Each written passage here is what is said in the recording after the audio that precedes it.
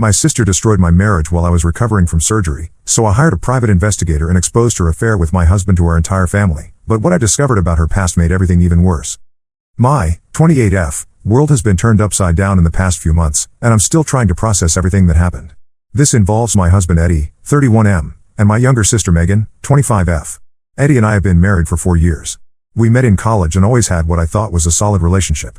We bought our first house 2 years ago in a quiet neighborhood outside the city. Eddie works in IT, and I'm a nurse at the local hospital. Megan has always been the golden child in our family. She's the youngest of 3 kids, and our parents Rachel, 55F, and Tom, 58M, have always treated her differently. When we were growing up, Megan got away with everything. If something went missing, it was never her fault. If there was a mess, someone else must have made it. Our older brother Mark, 32M, moved to another state after college and rarely visits, which I now understand better. The trouble started 3 months ago when I had to have emergency gallbladder surgery. The recovery was supposed to take a few weeks, but complications kept me bedridden for almost 6 weeks. I couldn't lift anything heavy, couldn't drive, and needed help with basic household tasks. Eddie took time off work initially, but his boss started pressuring him to return after the first week. That's when our parents suggested Megan come stay with us to help out. She had just finished her marketing degree and was between jobs, so the timing seemed perfect. I was hesitant at first because Megan and I have never been particularly close, but Eddie thought it was a great idea. He said it would take the pressure off him and give me someone to talk to during the day. Megan arrived with 2 large suitcases and immediately took over our guest room. She decorated it with her own photos and plants, making herself completely at home. At first, I was grateful. She cooked meals, did laundry, and kept me company while Eddie was at work. She would sit on my bed and tell me about her college friends and her plans for finding a job in marketing. But things started feeling off after the second week. Megan began wearing my clothes without asking. She would shower using my expensive shampoo and skincare products. When I mentioned it, she laughed and said we were sisters, so what was the big deal? She also started rearranging things in the kitchen and living room, claiming she was just trying to make things more organized for me. Eddie seemed to enjoy having her around more than I expected. He would come home from work and immediately start chatting with Megan about his day. They would cook dinner together while I rested upstairs, and I could hear them laughing and talking. When I joined them for meals, the conversation felt stilted, like I was interrupting something. One evening, about 3 weeks into Megan's stay, I came downstairs to get some water and found them watching a movie together on the couch. They were sitting closer than seemed necessary, and Eddie's arm was stretched along the back of the couch behind Megan. When they saw me, Eddie quickly moved his arm and Megan scooted to the other end of the couch. They both acted like nothing had happened, but the awkwardness in the room was obvious. I started paying closer attention after that. Megan would always offer to bring Eddie his coffee in the morning before he left for work. She would text him throughout the day, supposedly to update him about my condition, but their text conversations seemed longer than necessary. She started doing his laundry along with mine, and I noticed she was handling his clothes with what seemed like extra care, folding everything perfectly. The breaking point came during my 5th week of recovery. I was finally starting to feel better and had begun moving around the house more. One afternoon, I decided to take a nap and went upstairs around 2 p.m. I couldn't sleep, so I came back down an hour later to get some tea. As I approached the kitchen, I heard voices coming from the laundry room. I stopped in the hallway and listened. Megan was talking in a low voice, saying something about how hard it must be for Eddie to deal with everything. Then I heard Eddie's voice, also speaking quietly, saying that he appreciated everything she was doing and that she made everything easier. There was a long pause, and then I heard what sounded like movement, like someone stepping closer to someone else. I walked into the kitchen and called out to ask if anyone wanted tea. They both appeared from the laundry room immediately, but Megan's face was flushed and Eddie looked guilty about something. Megan said she was just helping Eddie fix a problem with a washing machine, but when I looked, the machine was running normally. That evening, Eddie was unusually attentive to me, bringing me dinner in bed and asking multiple times if I needed anything. It felt forced, like he was trying to compensate for something. Megan stayed in her room most of the night, which was unusual because she typically spent her evenings in the living room watching TV. I started feeling like a stranger in my own house. Eddie and Megan had developed inside jokes and shared references that I wasn't part of. They would start conversations and then stop abruptly when I entered the room. Megan began cleaning the house obsessively, reorganizing everything to her preferences and acting like she was doing me a huge favor. The final straw came on a Thursday evening during my 6th week of recovery. I was feeling much better and had suggested that Megan could probably go back to our parents' house soon since I was almost back to normal. Both Eddie and Megan immediately protested, saying I still needed help and that it was too soon for her to leave. Later that night, I woke up around midnight and realized Eddie wasn't in bed. I got up to look for him, thinking maybe he couldn't sleep and was watching TV. I checked the living room and kitchen but didn't find him. Then I noticed that the guest room door was closed, which was unusual because Megan always slept with it slightly open due to anxiety about being in unfamiliar places. I stood in the hallway for a few minutes, listening. I could hear low voices coming from behind the door, and then I heard what was unmistakably Eddie's laugh. My stomach dropped. I went back to our bedroom and pretended to be asleep when Eddie returned about an hour later. He slipped into bed carefully, trying not to wake me. The next morning, I told Megan that I was feeling much better and that she should probably go home that weekend. She looked panicked and said she thought I still needed more help. Eddie agreed with her, saying we shouldn't rush my recovery. But I insisted, and reluctantly, they both agreed that she would leave on Sunday. That's when I decided to look through Eddie's phone. I had never done anything like that before, but something told me I needed to know what was going on. On Saturday morning, while Eddie was in the shower, I checked his messages. What I found made me sick to my stomach. There were dozens of text messages between Eddie and Megan that started just a few days after she arrived. At first, they were innocent enough, but they quickly became more personal. Megan had been sending Eddie photos of herself throughout the day, not inappropriate ones, but selfies and pictures of her cooking or cleaning. Eddie had been responding with compliments about how beautiful she looked and how much he appreciated everything she was doing. The messages escalated from there. Megan wrote about how she had always thought Eddie was too good for me and how she could see that he wasn't happy in our marriage. Eddie responded by saying that Megan understood him in ways that I never had. They talked about how natural it felt to spend time together and how they wished things could be different. The most recent messages were from the night before. After I had gone to bed, they had exchanged messages about how much they were going to miss each other when Megan left. Eddie had written that the past few weeks had been the happiest he'd felt in years. Megan responded that she had been planning to tell him how she felt for a long time, and that my surgery had given her the perfect opportunity. I took screenshots of everything and sent them to my own phone. Then I sat on our bed and tried to figure out what to do next. My sister had been planning to seduce my husband, and she had used my medical emergency as her opportunity. Eddie had betrayed me with my own sister while I was recovering from surgery in our own house. I decided not to confront them immediately. Instead, I pretended everything was normal for the rest of Saturday. I helped Megan pack her things and thanked her for everything she had done. She hugged me goodbye on Sunday morning and promised to visit again soon. Eddie drove her to our parents' house, and when he came back, he seemed subdued and distracted. Now it's been a week since Megan left, and I'm trying to decide what to do with the information I have. Eddie has been acting guilty and distant, and he's been texting someone constantly, though he's being more careful about hiding his phone. I'm sure they're still in contact. I haven't told anyone what I discovered because I'm not sure who I can trust. Our parents adore Megan and have always taken her side in any conflict. My brother lives too far away to be of much help. I feel completely alone in this situation. I'm not sure if I should confront Eddie directly, talk to Megan first, or tell our parents what happened.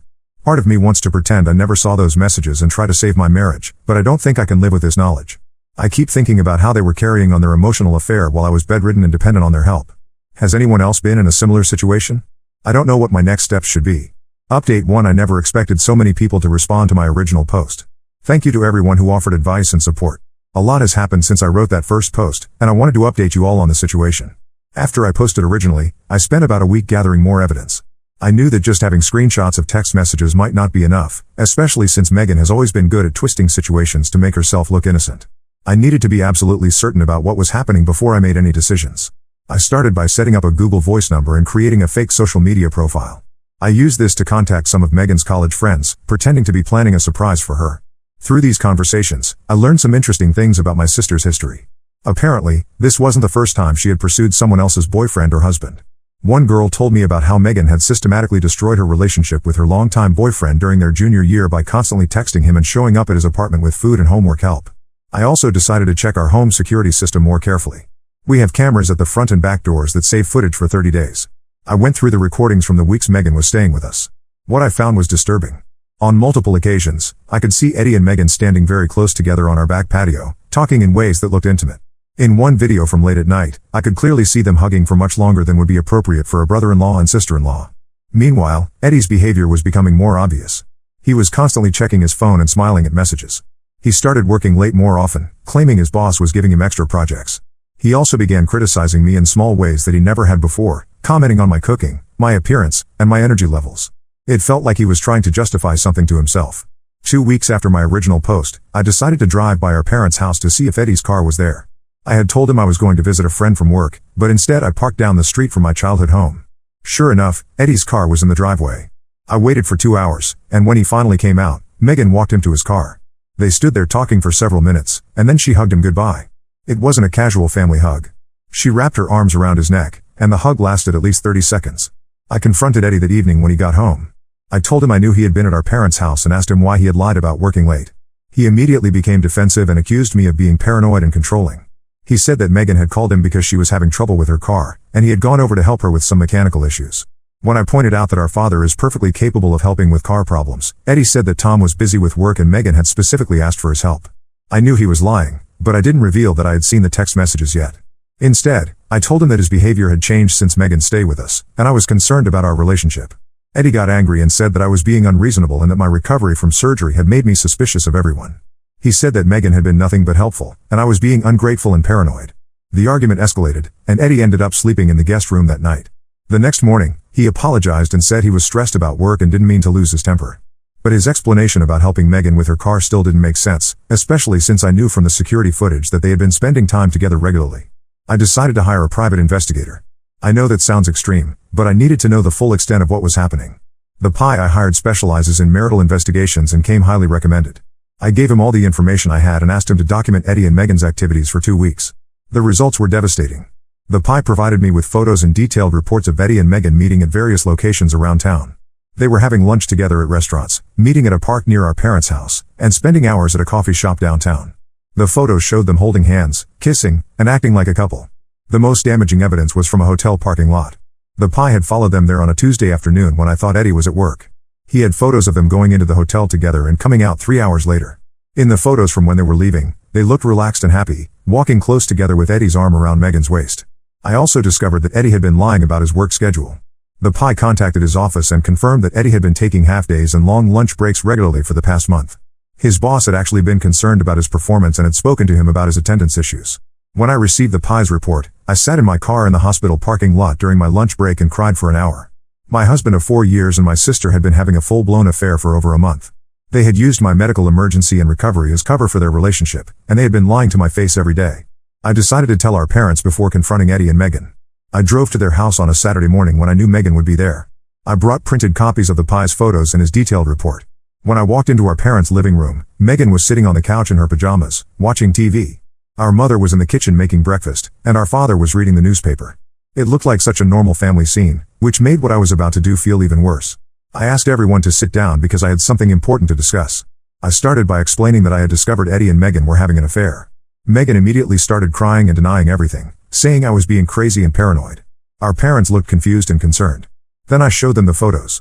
The evidence was undeniable. There were pictures of Eddie and Megan holding hands, kissing, and entering the hotel together. Megan's denials became more frantic, but the photos spoke for themselves. Our father became furious, not at Megan, but at me for having them followed. He accused me of violating their privacy and said that hiring a PI was an extreme and inappropriate response to marital problems. Our mother started crying and saying that there must be some misunderstanding. But the most shocking reaction came from Megan herself. After about 10 minutes of denying everything, she suddenly stopped crying and looked directly at me. She said that Eddie had told her our marriage had been over for years and that he was planning to divorce me anyway. She claimed that Eddie had said I was cold and unaffectionate and that he had never really been happy with me. She went on to say that she and Eddie had a real connection and that they understood each other in ways that he and I never could. She said that Eddie had confided in her about how lonely he felt in our marriage and how he had been thinking about leaving me long before my surgery. Our parents sat in stunned silence as Megan continued talking. She said that she wasn't going to apologize for finding happiness with someone who truly appreciated her. She claimed that Eddie had been the one to initiate their relationship and that she had tried to resist at first, but their feelings for each other were too strong. I realized in that moment that this version of my sister was someone I had never seen before. The sweet, innocent younger sister I thought I knew was gone, replaced by someone who could justify betraying her own family without any remorse. Our parents didn't know what to say. Our mother kept crying and saying she couldn't believe this was happening. Our father seemed more concerned about the family's reputation than about the actual betrayal. Neither of them defended me or condemned Megan's actions. I left their house and drove home to wait for Eddie. I had decided that I was going to confront him with everything I knew and tell him that I wanted a divorce. I was done trying to save a marriage that he had already destroyed. Update 2: The confrontation with Eddie didn't go at all the way I expected, and what happened next has left me questioning everything I thought I knew about my family.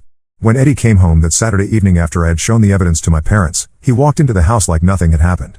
I was sitting at our kitchen table with all the PI photos spread out in front of me. When he saw them, his face went completely white. I told him I knew everything and that I wanted him to leave. Eddie stood there for a long time just staring at the photos. Then he sat down across from me and started talking. What he told me changed everything. According to Eddie, the affair hadn't started the way I thought. He claimed that Megan had been calling and texting him for months before my surgery, usually when she knew I wouldn't be around. She would ask him questions about our relationship and make comments about how I didn't seem to appreciate him enough. He said he initially thought she was just being a concerned sister, but her messages gradually became more personal and flirtatious. Eddie admitted that he should have told me about Megan's behavior, but he said he didn't want to cause problems between me and my family. He knew how difficult my relationship with my parents could be, and he didn't want to make things worse by complaining about their favorite daughter. When my surgery was scheduled, Eddie said Megan immediately volunteered to come stay with us. She told our parents that she was worried about my recovery and wanted to help, but she had been texting Eddie privately about how this would be a good opportunity for them to spend more time together. Eddie claimed that he tried to keep things appropriate while Megan was staying with us, but she was constantly finding reasons to be alone with him. She would wait until I was napping or resting to start conversations about how unhappy she thought I seemed and how she could see that Eddie deserved someone who appreciated him more. According to Eddie, Megan was the one who initiated their first kiss. He said it happened in the laundry room that day I had heard them talking. Megan had cornered him and told him she had been in love with him since the first time she met him. Eddie admitted that he didn't stop her when she kissed him, and that's when their physical affair began. Eddie swore that he never told Megan our marriage was over or that he was planning to leave me. He said those were lies she made up to justify her actions to my parents. He claimed that he had been confused and flattered by her attention, especially during a stressful time when I was recovering and our house felt chaotic. I asked Eddie why he continued the affair after Megan left our house if he really wanted to save our marriage. He said that Megan had threatened to tell me that he had seduced her if he tried to end things. She had also threatened to tell our parents that Eddie had taken advantage of her while she was staying in our home to help with my recovery. Eddie showed me text messages from Megan that supported his version of events. In these messages, Megan was clearly the one pursuing the relationship and making plans for them to meet. There were also messages where she talked about how she had always wanted Eddie for herself and how she deserved to be happy even if it hurt me. But the most disturbing messages were the ones where Megan discussed her long-term plans. She had written to Eddie about how she thought they should wait until after the holidays to tell everyone about their relationship, giving people time to get used to the idea. She had also sent him messages about how she thought they should handle dividing our assets and whether Eddie thought I would be willing to let them have the house. Eddie told me he had started to realize that Megan had been planning this situation for much longer than he initially understood.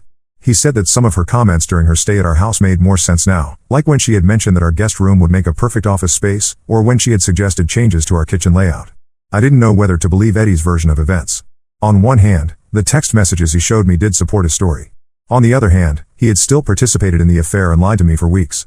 I told him I needed time to think and asked him to stay somewhere else while I decided what I wanted to do.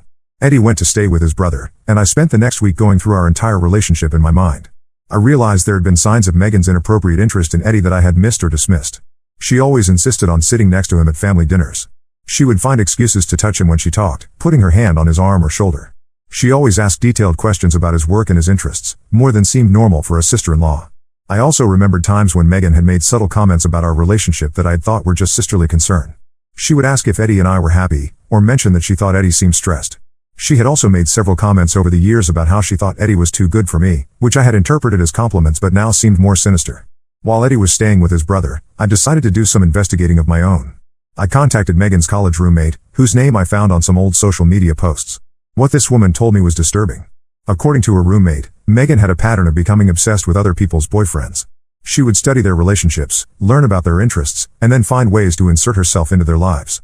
The roommate told me about at least 3 different instances where Megan had successfully broken up couples by convincing the man that his girlfriend didn't appreciate him enough. The roommate also told me that Megan had specifically mentioned me and Eddie during college. She had shown her roommate photos of Eddie and talked about how she thought he was perfect for her instead of for me. The roommate said she had always found Megan's comments about my relationship creepy, but she hadn't known how to address it at the time. I also learned that Megan had been asking our parents questions about my marriage for years. She would bring up concerns about whether Eddie seemed happy, or mention that she thought I took him for granted. Our parents had dismissed these comments as Megan being a caring sister, but now I could see that she had been planting seeds of doubt about my relationship for a long time. Armed with this new information, I decided to confront Megan directly. I drove to our parents' house on a Thursday evening when I knew she would be home. When I arrived, Megan was in her old bedroom, which she had been living in since leaving our house. I told Megan that I knew about her pattern of targeting other people's relationships and that I had spoken to her college roommate. Megan initially tried to deny everything, but when I showed her the text messages Eddie had shared with me, her entire demeanor changed. Megan stopped pretending to be the innocent victim and became aggressive and defensive. She told me that she had never understood what Eddie saw in me and that she had always known she would be better for him. She said that Eddie had been unhappy in our marriage for years, and she had just given him the courage to admit it. Most shockingly, Megan admitted that she had been planning to pursue Eddie for a long time. She said my surgery had been the perfect opportunity, but she would have found another way eventually. She claimed that Eddie had feelings for her that he had been suppressing, and she had just helped him realize what he really wanted. Our parents walked in during this conversation and heard Megan's confessions. Our father immediately started making excuses for her behavior, saying that she was young and had made a mistake. Our mother began crying again and begging both of us to find a way to work things out as a family. But I was done trying to preserve family relationships that had never been healthy to begin with. I told my parents that Megan had deliberately targeted my marriage and that Eddie and I were getting divorced because of her actions. I said that I wouldn't be attending any family events or gatherings where Megan would be present. Our father became angry with me for making ultimatums and said that I was being dramatic. Our mother accused me of trying to split up the family over a mistake that could be forgiven. Neither of them seemed to understand that this wasn't just a mistake or a moment of poor judgment, but a calculated campaign to destroy my marriage. I left my parents' house that night knowing that my relationship with my family was probably over. Megan had not only taken my husband, but she had also cost me my parents and my sense of belonging in my own family. Update 3: I'm writing this final update because several people have asked me what happened with the divorce and my family situation. The past 2 months have been difficult, but I wanted to share how everything concluded. Eddie and I went through with the divorce. Despite his claims that Megan had manipulated him, I couldn't get past the fact that he had betrayed me during one of the most vulnerable times in my life. Our divorce was finalized last week, and Eddie has already moved in with Megan at our parents' house. Our father helped him move his belongings out of our house while I was at work, which I found cowardly but not surprising. The property division was straightforward since we had been married for less than 5 years and didn't have children. I kept the house because I could afford the mortgage payments on my own, and Eddie took most of our savings. He also took responsibility for his student loans and credit card debt. What surprised me was how quickly Eddie and Megan's relationship fell apart once they didn't have to sneak around anymore. According to my brother Mark, who still talks to our parents occasionally, Eddie and Megan have been fighting constantly since he moved into our parents' house.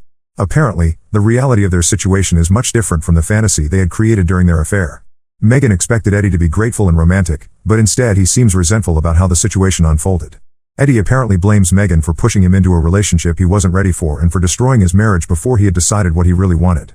Megan, on the other hand, expected Eddie to be completely devoted to her, but he's been withdrawn and moody since moving in. Our parents are struggling with having both Eddie and Megan living in their house. Our father has been complaining to Mark about the tension and drama, and our mother is exhausted from trying to keep the peace. What they thought would be a temporary arrangement until Eddie and Megan found their own place has stretched on for weeks with no end in sight. I've maintained no contact with Megan and our parents, and limited contact with Eddie only when necessary for divorce paperwork. Eddie has tried to reach out several times, claiming he wants to apologize and explain his actions, but I haven't responded to his messages. I've also blocked Megan on all social media and changed my phone number. The most difficult part has been losing my relationship with our parents. Our mother calls my new number occasionally, but I don't answer. She leaves voicemails asking me to come home for dinner or to please call her back, but I'm not ready to have that conversation. Our father hasn't attempted to contact me at all, which hurts but doesn't surprise me. I've been focusing on rebuilding my life and career. The hospital where I work has been supportive throughout this whole situation, and my supervisor even helped me switch to a different shift so I wouldn't have to worry about running into Eddie at times when he might be picking up Megan from somewhere. I've also been working on strengthening my relationship with Mark. He and his wife Jessica have been incredibly supportive, and they've invited me to visit them for the holidays. Mark admitted that he moved across the country partly to get away from our family's dysfunction, and he's been helpful in validating my decision to cut contact with our parents and Megan. Through Mark, I learned that Megan lost the marketing job she had finally gotten. Apparently, her employer found out about her involvement in breaking up my marriage through mutual acquaintances, and they decided she wasn't a good fit for their company culture. Our parents are now supporting her financially while she looks for new employment. I've also learned that several of our extended family members have chosen sides in this situation. Most of our aunts and uncles have been supportive of me, especially after learning the details of what happened. Our grandmother on our mother's side has been particularly vocal about her disappointment in Megan's behavior and our parents' response to the situation. The house feels peaceful now that all traces of Eddie are gone. I've redecorated several rooms and turned Eddie's office into a reading room for myself. I've also started inviting friends over more often, which is something I rarely did when Eddie and I were married. I'm not sure if I'll ever be ready to reconcile with our parents or Megan. The betrayal feels too deep, and their response to the situation showed me how little they value me compared to Megan. Our father's immediate defense of Megan and our mother's attempts to minimize what happened made it clear that they will always prioritize Megan's comfort over my well-being. Some people have suggested that I should consider forgiveness for my own peace of mind, but I'm not ready for that yet. Right now, I'm focused on building a life that doesn't revolve around trying to earn approval from people who have never really valued me. I've been dating someone new for the past month. His name is David, and he's a teacher I met through a friend from work. He knows about my divorce and family situation, and he's been patient and understanding about my trust issues. It's nice to be with someone who appreciates me without any games or manipulation. Looking back, I can see that my marriage to Eddie probably wouldn't have lasted even without Megan's interference. We had grown apart over the years, and neither of us had been putting effort into maintaining our connection. But I'll always resent the way it ended and the role my own sister played in destroying what we had built together. I don't regret hiring the private investigator or confronting everyone with the evidence I gathered. Some people might think it was extreme, but I needed to know the truth and I needed proof that couldn't be denied or twisted. Without that evidence, Megan would have continued to play the victim and our parents would have continued to make excuses for her behavior. I'm sharing this story because I want other people who might be in similar situations to know that they're not crazy for suspecting betrayal, even when it involves family members. Trust your instincts and don't let people convince you that you're being paranoid when something feels wrong. I also want people to understand that cutting contact with toxic family members is sometimes the healthiest choice, even when it's difficult and lonely. I'd rather be alone than spend my life trying to earn love and respect from people who will never give it to me. That's where things stand now. I'm moving forward with my life, and I'm finally starting to feel hopeful about the future. Now let's move to the next story. Story 2. My alcoholic cousin destroyed my sister's wedding, so I called the police. Then we found out he wasn't even our real cousin and our grandparents had been lying to us for 30 years. I, 28M, never had a good relationship with my cousin Harry, 31M. Our history goes back to when we were kids. Harry lost both his parents in a terrible car crash when he was 5 years old. I was only 2 at the time, so I don't remember much about his parents, but my mom told me they were driving home from a party when their car slid off an icy road. Harry was at our grandparents' house that night, which probably saved his life. After the accident, my grandparents took Harry in and raised him as their own. At first, everyone thought this was the best solution. Harry would stay with family who loved him, and my grandparents, who had just retired, could give him their full attention. What no one expected was how this would change our family dynamics forever. From the moment Harry moved in, my grandparents treated him differently from me and my sister Shania, 25F. I guess they felt guilty about his parents' death or wanted to compensate for his loss, but it went way beyond normal grandparental love. Every birthday, Harry would get expensive gifts like gaming consoles or bikes, while Shania and I got cheap toys or clothes from discount stores. During Christmas, the pile of presents under the tree for Harry was always 3 times bigger than ours combined. The preferential treatment didn't stop at gifts. Harry could do no wrong in my grandparents' eyes. When we were in elementary school, Harry would often steal my toys or break them on purpose. If I complained, my grandparents would say I was being selfish and should learn to share with my less fortunate cousin. When Harry started fights with other kids at school, my grandparents would defend him, saying he was just working through his trauma. Meanwhile, if I got into any trouble, even minor things like being late to class, I was lectured about responsibility and setting a good example. Harry's behavior got worse as we entered our teens. He started drinking at 14, stealing alcohol from my grandparents' liquor cabinet. Instead of addressing the problem, they would just quietly replace the bottles and pretend nothing happened. By 16, he was regularly showing up drunk to family events. I remember one Thanksgiving when he threw up all over the dinner table and ruined the entire meal. My grandparents just cleaned it up and served him soup in his room, while telling everyone else to be understanding because he's been through so much. The real problem started when we hit college age. My grandparents had set up college funds for all 3 of us, me, Harry, and Shania. But by the time I graduated high school, they had spent most of my fund and all of Shania's on bailing Harry out of various troubles, paying for his wrecked cars, covering bounced checks, and hiring lawyers when he got caught drunk driving. They told us we could take student loans since we had 2 parents to help us, while poor Harry only had them. Shania and I ended up with massive student debt while Harry got a free ride to college. Despite having everything handed to him, Harry dropped out after 2 years. He claimed college was too stressful and he needed to find himself. My grandparents supported this decision and even gave him money to explore his options. He used this money to party and drift between dead-end jobs, never keeping one for more than a few months. Last year, my sister Shania got engaged to her boyfriend Tom, 27M. Tom comes from a good family and has a successful career in software development. Shania works as a pediatric nurse, and they saved for over a year to have their dream beach wedding. They planned everything carefully, wanting it to be perfect. A week before the wedding, Harry suddenly showed up at my grandparents' house. He claimed he had been sober for 3 months and wanted to make amends with the family. He gave this whole speech about how he had hit rock bottom and realized he needed to change. He even showed my grandparents an AA chip, though I later found out he bought it online. My grandparents ate it up completely. They started pressuring Shania to invite Harry to the wedding, saying it would be good for his recovery. Shania was really hesitant. The last family event Harry attended was our cousin Sarah's graduation party, where he hit on Sarah's 17-year-old friends and tried to fight her dad when he was asked to leave. But my grandparents played their trump card. They told Shania they wouldn't attend her wedding if Harry wasn't invited. They said she was being cruel and unforgiving, and that family should always stick together. Shania was heartbroken. She had always been close to our grandparents and wanted them at her wedding.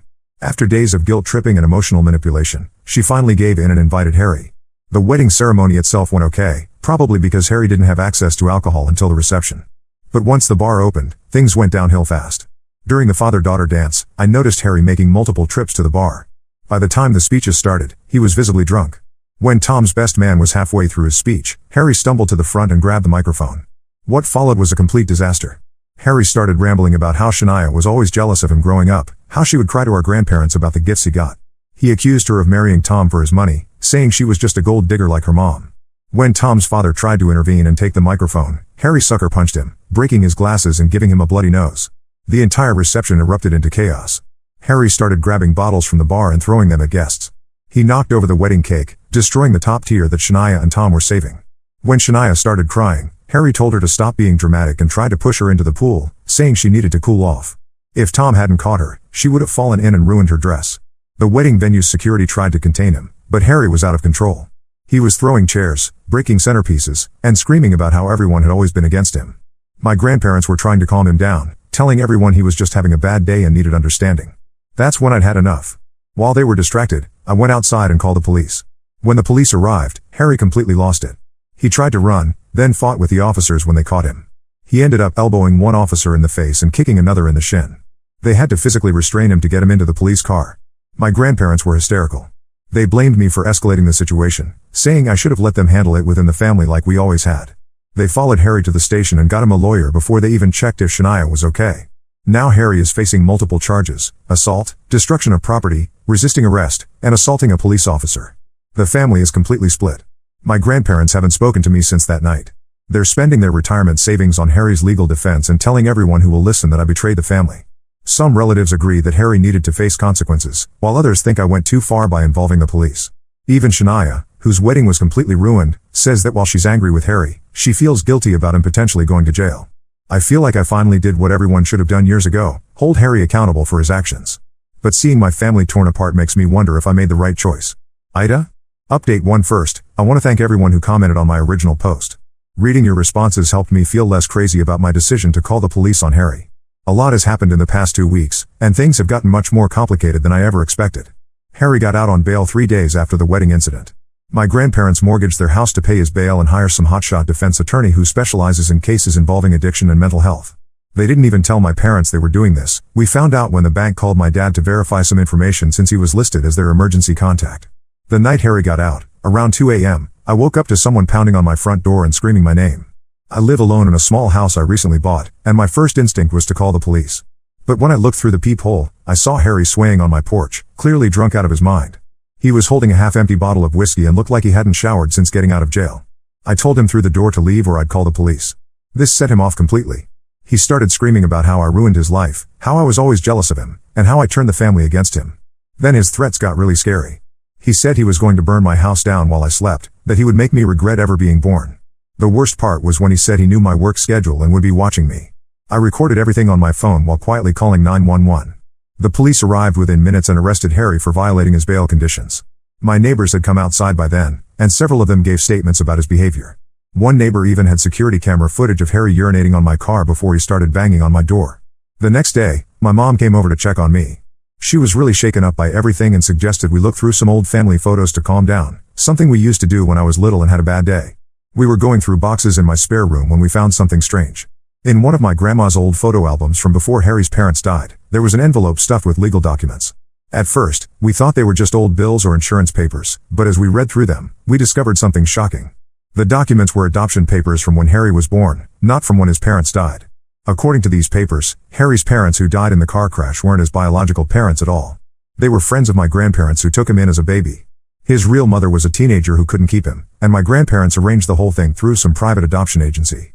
The papers showed that my grandparents actually financed the adoption and had some kind of guardianship agreement from the start. This explains so much about why my grandparents always favored Harry. They weren't just trying to make up for his parents' death, they felt responsible for his entire life.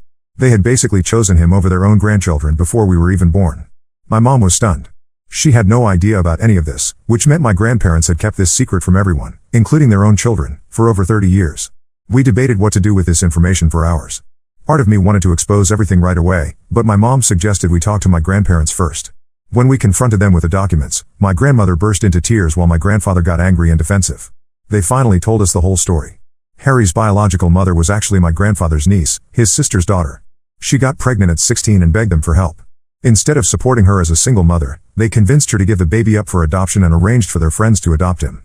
They swore the friends to secrecy and set up a trust fund for Harry. When Harry's adoptive parents died in the car crash, my grandparents saw it as their chance to finally raise him themselves. They admitted that their guilt over separating him from his birth mother made them overcompensate by giving him everything he wanted. They never told anyone because they were afraid it would disturb the family peace. I was disgusted by their secret keeping, but what really got me was their reaction when I suggested telling Harry the truth. They begged me not to tell him, saying it would destroy his fragile mental state and ruin his defense in court. They even offered to sign their house over to me if I kept quiet. When I refused to be bought off, they threatened to tell everyone that I was lying and trying to extort them. My sister Shania thinks Harry deserves to know the truth, especially since his biological mother is still alive, though my grandparents refuse to tell us where she is. Our parents are torn. They're angry about being lied to all these years, but they're worried that revealing everything now might push Harry over the edge. Harry's court date is next month. His lawyer is pushing for a plea deal, claiming that Harry's actions at the wedding were caused by the trauma of losing his parents. My grandparents are supporting this narrative, telling everyone how Harry has suffered so much loss in his life. Meanwhile, they're pressuring all the family members to write letters to the judge about what a good person Harry is deep down. I feel sick watching them continue to enable Harry's behavior with more lies. The truth about his adoption doesn't excuse any of his actions, but I believe he has a right to know who he really is. But is it wrong to tell him while he's facing criminal charges? Should I wait until after the trial? Or should I tell his lawyer so they can't use the orphan trauma defense? I'll update again after I decide what to do. Right now, I'm just trying to process everything while dealing with the fact that my entire childhood was basically built on a lie. Update 2. After much thought and discussion with Shania, I decided Harry needed to know the truth about his adoption. I couldn't stand watching my grandparents use his orphan trauma as an excuse for his behavior, especially when it was all based on lies they created. I arranged to visit Harry in jail, though my grandparents tried everything to stop me. They called the jail pretending to be my father, saying I wasn't allowed to visit. When that didn't work, they told Harry I was coming to mock him about his charges. Despite their interference, I managed to see him last week. Harry looked terrible. He'd lost weight, and his hands were shaking from alcohol withdrawal. At first, he just glared at me through the visiting room glass. I didn't waste time with small talk. I showed him copies of all the documents we found. The adoption papers, the legal agreements, everything. I even had a photo of his biological mother from when she was young, which I found hidden in another of my grandmother's albums. His reaction wasn't what I expected. Instead of being angry at our grandparents for lying, he completely twisted the situation. He started laughing, this weird, hollow laugh that gave me chills. Then he said this proved what he'd always known, that he was special and chosen while Shania and I were just born into the family by accident. He said our grandparents picked him because they knew he was better than us, and we'd spent our whole lives trying to steal their love from him. When I tried to explain that his biological mother was actually family and might want to know him, he became enraged. He slammed his fists against the glass and screamed that I was making up lies because I was jealous. The guards had to remove him from the visiting area. 2 days later, Harry's lawyer contacted our family. Harry told him about the adoption documents and created this whole new defense strategy. He's now claiming that learning about his adoption triggered a mental breakdown, which is what caused his behavior at the wedding. His lawyer is arguing that Harry has been suffering from severe emotional and psychological trauma his entire life without knowing why, and that's what led to his addiction issues. My grandparents are fully supporting this new strategy. They wrote long statements about how guilty they feel for keeping the truth from him, and how they can see now that their secret damaged his mental health. They even got some psychiatrists to evaluate Harry and diagnose him with various trauma-related conditions. The worst part is, it might actually work. The prosecutor offered Harry a really generous plea deal, 6 months in a private rehab facility followed by 3 years of probation. No jail time at all. The only condition is that the whole family needs to write letters to the judge supporting Harry's rehabilitation plan. My grandparents are going all out to make this happen. They've already written their letters, painting Harry as a victim of circumstances who just needs help and understanding. They're pushing everyone in the family to do the same. They even mortgaged their vacation house to pay for the fancy rehab facility they want to send him to. Shania is considering writing a letter. She says that while she's still upset about her wedding, she feels partially responsible because she invited Harry despite knowing his problems. Tom is furious about this. He's still angry about his father getting punched and doesn't want Shania involved at all. My parents are also divided. My mom thinks Harry needs serious help and rehab might be better than jail. But my dad says Harry has manipulated the family for the last time and needs to face real consequences. They've been arguing about it constantly. Meanwhile, my grandparents have taken their manipulation to a new level. Last week, they updated their will. They told the whole family that anyone who doesn't support Harry's rehabilitation plan will be disinherited. They're using my grandfather's heart condition to guilt everyone, saying the stress of Harry going to jail could kill him. The final straw came yesterday. Harry's lawyer sent me a letter threatening to sue me for maliciously revealing private adoption information if I don't write a letter supporting Harry. The lawyer claims I caused Harry severe emotional distress by telling him about his adoption without proper psychological support present. I'm standing firm in my decision not to help with Harry's defense. He assaulted multiple people, destroyed property, and threatened me at my house. Finding out he was adopted doesn't change any of that. But now I'm worried about potential legal trouble for myself, and the family pressure is getting worse every day. The judge will make a decision about Harry's plea deal next week. I'll update again once we know what's going to happen. Update 3. I know it's been a while since my last update, but a lot has happened and I needed time to process everything. The judge accepted Harry's plea deal. He went to a luxury rehab facility that cost my grandparents nearly $50,000 per month. For 3 months, everything seemed to be going well. Harry was attending therapy sessions, participating in AA meetings, and even started helping out with group sessions for other patients. My grandparents visited him every week and came back with glowing reports about his progress. They kept pushing me and Shania to visit him, saying he was like a completely different person. Even some of our cousins who visited said he seemed genuinely changed. They said he was working out regularly, reading self-help books, and talking about wanting to make amends with everyone he had hurt. Shania eventually gave in and visited him in month 2. She said he cried and apologized for ruining her wedding, promised to pay for a vow renewal ceremony, and even wrote a letter of apology to Tom's father. I still refused to see him, which made my grandparents increase their pressure on me. They said I was being stubborn and preventing the family from healing. Then, last month, Harry completed his rehab program. He moved in with my grandparents since one of his bail conditions was having a stable residence. He got a job at a local warehouse and started attending daily AA meetings. My grandparents were ecstatic, telling everyone this was the fresh start Harry needed. Everything fell apart last week. Tom and Shania were woken up at 3 a.m. by their security system. When they checked their cameras, they saw Harry in their driveway, slashing their car tires. Tom called the police while Shania called our grandparents. By the time anyone arrived, Harry had not only destroyed all 4 tires but had also spray-painted "Gold Digging Bitch" on the side of Shania's car and "Family Traitor" on their garage door. The police found Harry passed out in his car 2 blocks away with empty vodka bottles and a bag of pills. When they arrested him, he was screaming about how Shania and I had stolen his inheritance. Apparently, he had overheard our grandparents discussing changing their will back to include all grandchildren equally since he seemed to be doing better. This sent him into a rage. But here's the worst part, we discovered that Harry had been planning this for weeks. The police found a notebook in his car filled with disturbing writings about getting revenge on the family. He had detailed plans to burn down both my house and Shania's, lists of our daily schedules, and information about our workplaces. He'd even taken photos of Shania's house and drawn X's over all the windows. My grandparents are still defending him. They claim the stress of maintaining sobriety triggered a relapse and that we should give him another chance. They've already contacted his lawyer about getting him into another rehab program instead of jail. They're even trying to blame Tom for calling the police instead of handling it within the family. I've had enough. I've blocked my grandparents' numbers and told my lawyer to send them a cease and desist letter if they try to contact me. Shania and Tom are moving to another city for a fresh start. They're not telling anyone in the family their new address except our parents. Some relatives are calling us heartless, saying family should always forgive. But after finding those revenge plans, I can't risk having Harry in my life anymore. Maybe he'll get help and truly change someday, but I won't be around to find out. My parents understand my decision, though they're sad about the family being torn apart. Harry is back in jail awaiting a hearing for violating his probation. This time, I hope he faces real consequences for his actions. As for me, I'm looking forward to building a life without the constant drama and manipulation. Sometimes cutting ties is the only way to find peace.